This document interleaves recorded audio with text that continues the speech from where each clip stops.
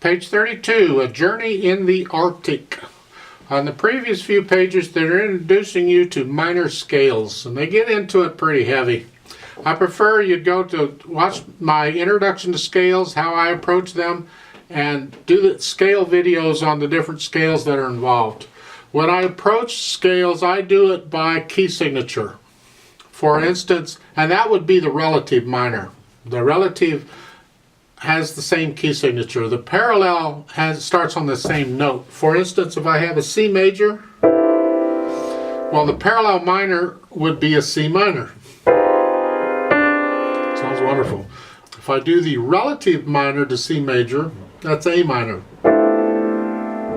All same key signature. And then as far as the different kinds of minors, you have natural, harmonic, and melodic.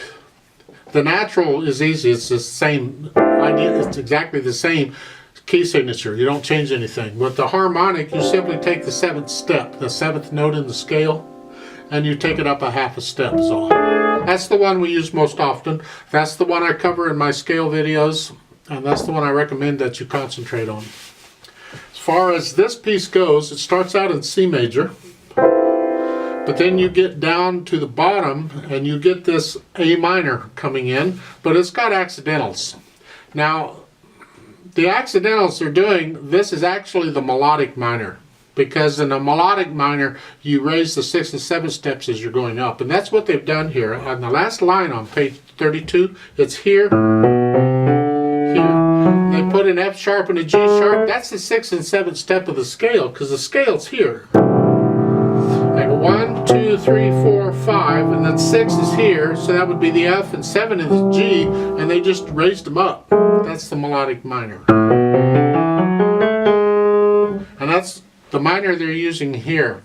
If I were to play that using the harmonic minor, I would only have a G sharp, I wouldn't have an F sharp, so it'd be here. So the F sharp would be natural. In the right hand, this is a common time, 4/4 time. You have 1 and 2 and 1 and 2 and 3 and 4 and 1 and staccato a lot. This rhythm 1 and 2.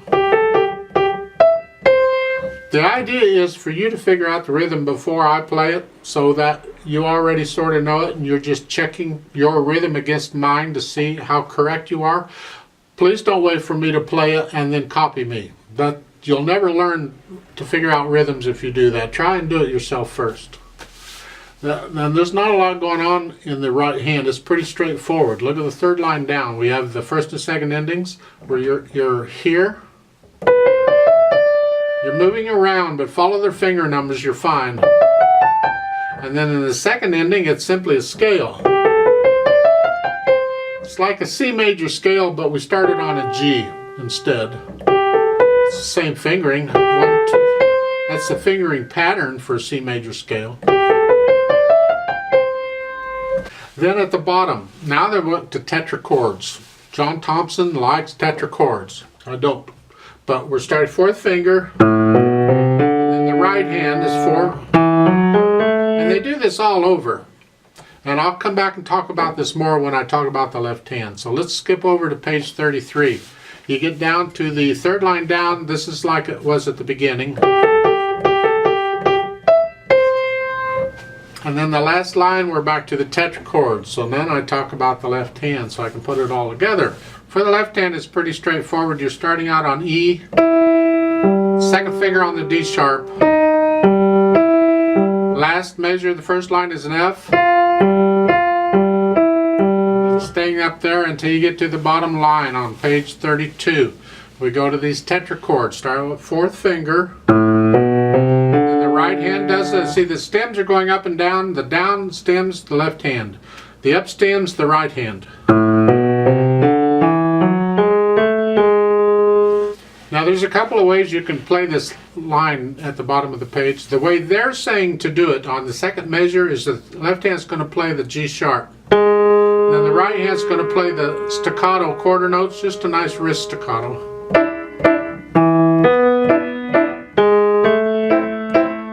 Then you have a quarter rest and it goes down. But you could also play it this way. You could play it where the right hand plays the G sharp and the left hand comes over and plays the this note. This way, so the right hand is staying in this area, not moving around. It's the left hand doing it all. So the first, the last line there, if I do it that way, it's this.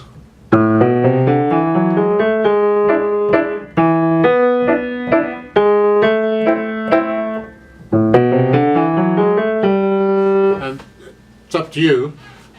You have a little problem there at the top of page 33, but you can still do it that way. But the way they're doing it, it's this way.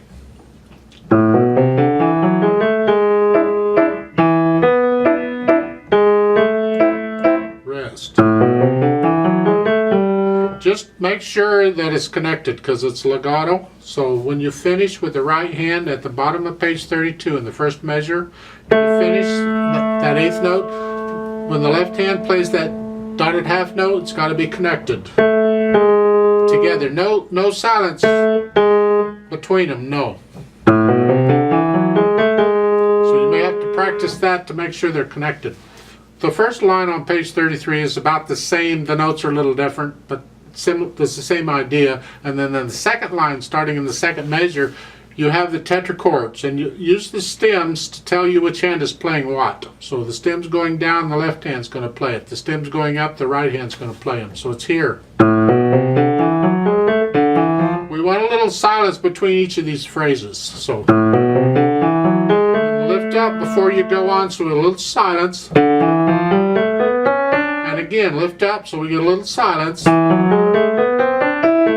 We don't want to connect them all together. According to what they're doing, they're not connected. I think you could connect them. But then on top of that, there's a crescendo. And you have to plan the crescendo out, or you'll be loud by the second measure. You'll be loud way too soon, so you have to figure it out.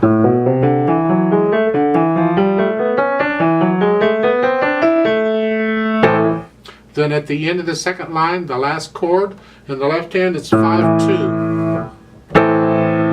And it's a staccato and an accent. You're loud. It will be an accident eventually, but it's an accent right now type thing. Then in the third line, you're going back to the way it was at the beginning. And then in the last line, the coda, again, tetrachords for the different hands.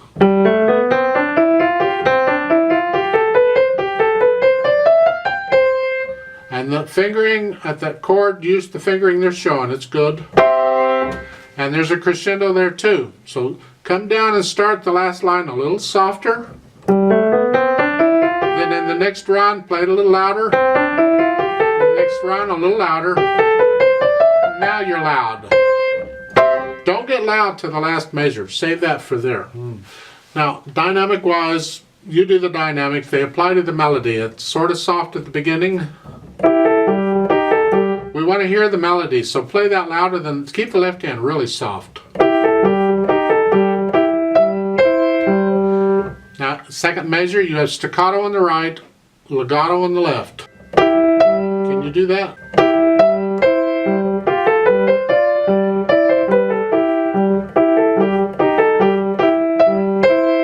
And then the first ending. And then you repeat back to the top and you play the first two lines again, and then you come down and you play the second ending. Now in the second ending, on the last measure, the right hand is a quarter note. I have a tendency to hang on to that, and I'm not supposed to. It's just one beat. So the second ending, the right hand should come up when the left hand plays the G. Then there's a rest, and then you go on. Now the tempo they show is an allegretto tempo. Allegretto is a little faster than moderato, but is a little slower than allegro. It's sort of, I call it a fun speed. You have to feel these things. There's no set speed for it. It's what do you feel like, and one day to another you're going to feel it different. You're going to play it a little different.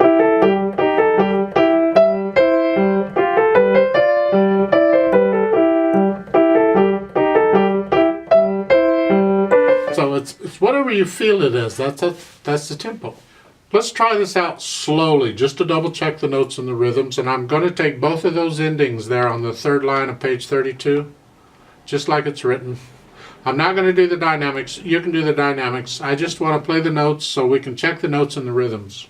Common time, or 4/4 time, I'll give us 4 counts. Right hand here, left hand here. Okay. 1, 2, ready, and go, and.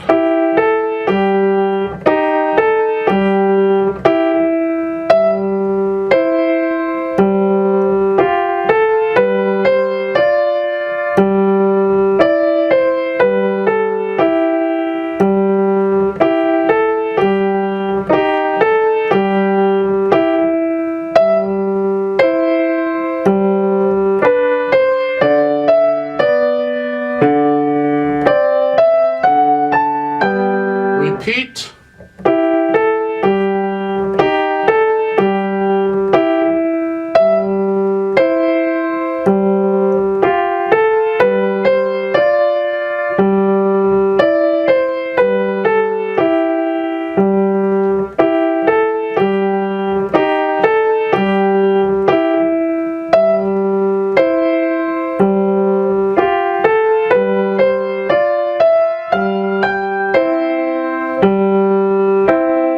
Rest.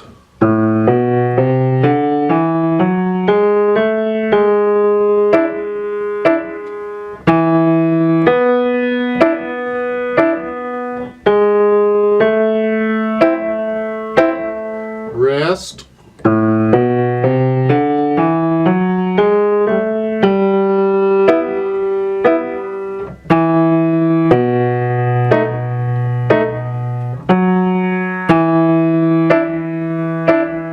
Rest.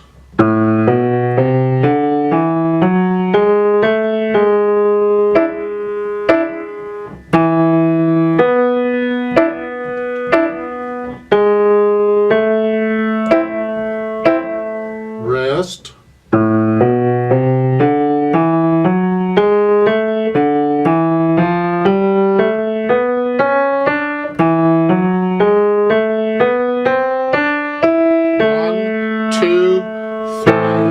Rest.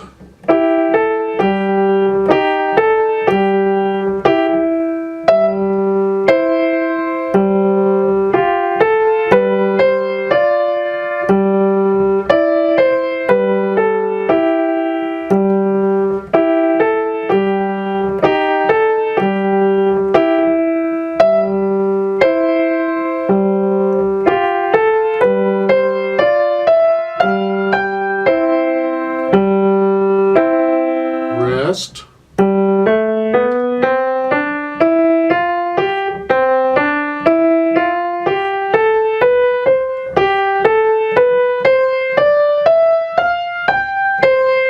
Rest.